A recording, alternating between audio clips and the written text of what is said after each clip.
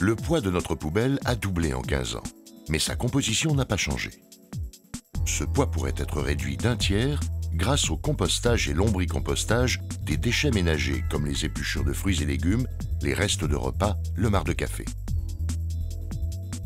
Le département de l'Allier, en charge du plan de prévention des déchets, mène une politique volontariste en faveur des pratiques du compostage et lombricompostage.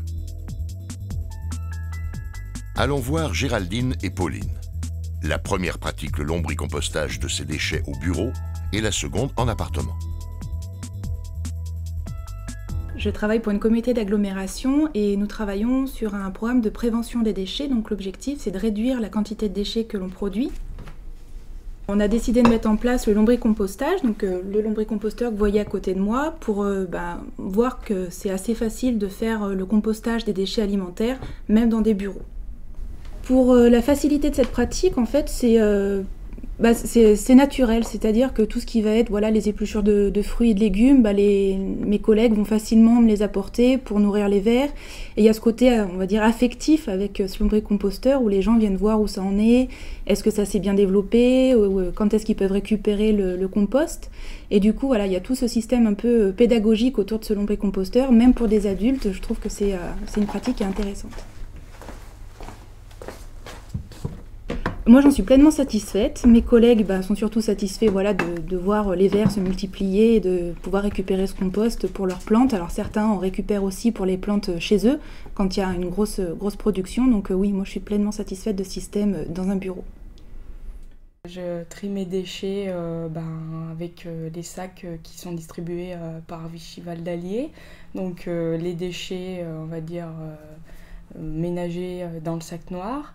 Les déchets jaunes recyclés dans le sac jaune, et puis après j'ai mon lombricomposteur donc où je mets tous mes déchets compostables, alors tout ce qui reste de nourriture, fruits, légumes, épluchures, c'est pour limiter les déchets et en plus le compostage, je trouve que c'est une très bonne idée puisque on se rend compte que c'est énorme tout ce qu'on peut mettre dedans et donc ça limite le volume de la poubelle. Mon lombricomposteur, la première utilité dans un appartement, pour moi, c'est vraiment le geste qui me plaît. Après, c'est vrai que je fais un petit peu de terreau, mais c'est pas énorme, donc je m'en sers pour mettre dans mes plantes vertes. Et après, je fais beaucoup par contre de jus d'engrais. Et là, je les distribue un peu à tout le monde et tout le monde est content. On me parle de leurs géraniums qui fleurissent. Il n'y a pas de difficulté particulière, si ce n'est que forcément... il faut penser à enlever le jus parce qu'autrement ça peut déborder, qu'il faut retirer le terreau de temps en temps, forcément puisqu'ils travaillent dedans. Donc le jour où je vais ouvrir le lombricomposteur pour aller prendre le compost, forcément dans l'étage supérieur il y a une odeur puisqu'ils sont en train de travailler, mais moi quand tout est fermé je sens rien du tout et voilà, il n'y a pas de problème.